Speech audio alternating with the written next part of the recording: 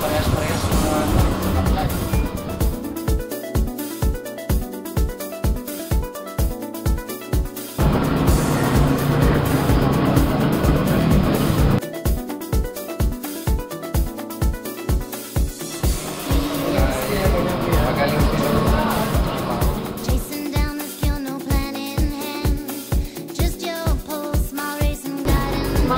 Ano ba? Ang panisipag ang mga bakla. Sa isa ngayon, tanggap na mga bakla ngayon. Hindi katulad yung araw na hindi, lahat sa magulang na lalaki, magkalak ng bakla, halos patay sa gulpi, di ba? Isa ngayon, hindi na. Tanggap na yun.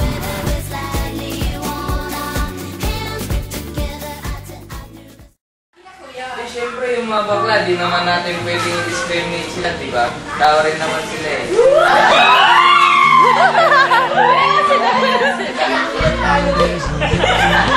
Ano lang naman yun eh.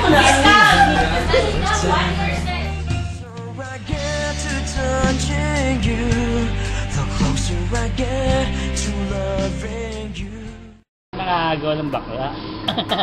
Ng lakas. Sobra niyang lakas. Hindi, tungkol sa pagustuhan ng bakla yun eh. Kaya nang aagaw.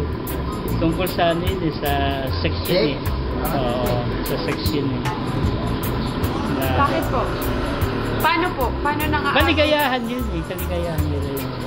Hindi, paano nyo i-explain na nang aagaw ng lakas sa mga bakla through sex? Hindi, kasabihan lang yun. Kasabihan lang yun. Sabi lang yun. Kasabihan lang yun. Opinion. Paano? Hindi ko gets eh. Hindi mo... Paano nang aagaw ng lakas? Hindi, bilang kadalasan na sinasabi nila eh, na yung pinaka-tukso sa kanila, pagka sila nakikita ng mga lalaki na, ayan, mga bakla yun, mga agaw na. Gets ko na.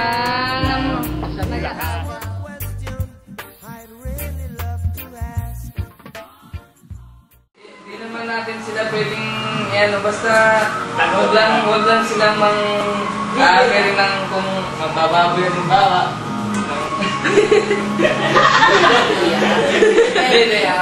Hindi naman lahat ng balik. Oo. You know, Ganun naman talaga eh. Kaya, depende lang sa pag-ugali ng ano. Tao rin lang naman sila eh. Hindi naman natin huwagit balik sila. Lalait-laitin, gadidirian, parang gano'n. Ganun lang yun.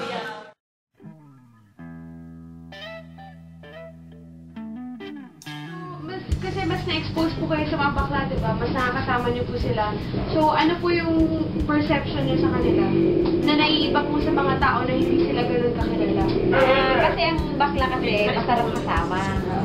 Sa business, sa ano, sa mga lakad-lakad, mga kingkay, gano'n. Paano kung masaya kasama? Hindi sila, yung komedyante, gano'n, yung... Makapal na mukha. Yan, kasing kapal na mukha ni Bumi. Paano naman po nasasabi niyo sa business? Sa business po, paano naman po Hindi, nasasabi? ma-ideya kasi ang bakla. Ma-chika, gano'n, yung minsan yung tao na hindi papasok sa'yo, pag gano'n, pag may nakita mo gano'n, madaling mo So, customer. nung ano po, dati po, di ba, nung hindi ka pa po nakakilala ng mga bakla, iba po yung perspective mo sa kanila, iba yung tingin nyo.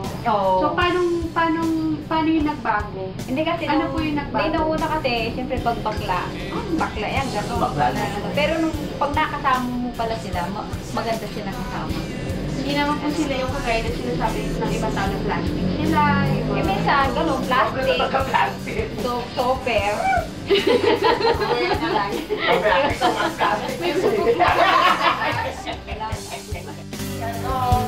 Hindi kilala ang ibang bakla at meron naman sa bakla. Kasi may bakla, merong iba na hindi kilala ang bakla, akala nila bakla. Pero yung kumakuna na ang bakla na kilala ko, maaayon naman sa bakla. Dahil intention nila, bakla sila na, kumbaga, pinasok nila yung ganitong profession. Noon talaga akma ang sarili nila. Sa ganon, maayos naman sila. O, hindi kagaya ng ibang bakla na talagang conforme rin kasi may mga baklang basta na lang na parang bang bastusin, parang bang talanding bakla lang. Pero may bakla naman na tulad nila na talagang ang gusto nilang profession yung ganito. Ganito gusto nila. So, doon sa mga nakasama ko na, maayos na bakla. Hindi yung basta baklang tawag dito yung parang hindi mo pakikinabangan. Parang baklang arte lang. Hindi, talagang baklang sa profession sila nakuha. Take a look at the kaleidoscope, spin it round, make it twirl in this kaleidoscope.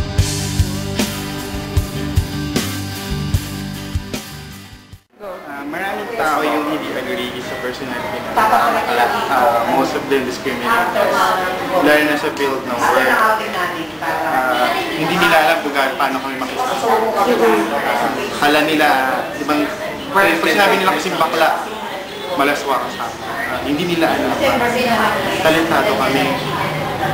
Kaya namin gawin lahat. Maging trabaho man yan ng babae o lalaki. Kaya namin makitungo kahit kanino. Kaya namin pakisamahan natin ng kapatid ng tao. Kasi yun yung kami, kumbaga, balance kami. Kumbaga, dalawang personality. Personality ng babae, personality ng lalaki. So, paano ko ba they discriminate us because of our personality, physical appearance, kaya as much as possible, sinisikap namin maging presentable kami sa lahat ng bagay. Kumbaga, kasi iba-iba yung klase ng birthday, meron discreet, meron pansexual, meron bisexual. So ako, nabibilang ako sa transsexual kasi mas pinili ko yung magmukhang babae. So, para hindi ka kumabastos ng ibang tao, sinisikap ko na umarte ng babae talaga na makita nila akong malamit na babae. Pero alam mo, nandun yung tao, parang isip na ito babae pa ito, lalaki. Pero andun pa rin yung attitude ng bading na kaya namin umaratay kayo. So siguro kung ano what makes me something special is that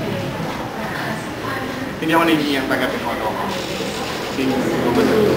What should be is what should get. Bakla ako. Pero mapapakinabangan mo ako. Pwede mo akong takbuhan sa lahat ng oras. Kaya kong tumulong ng walang hinihingap.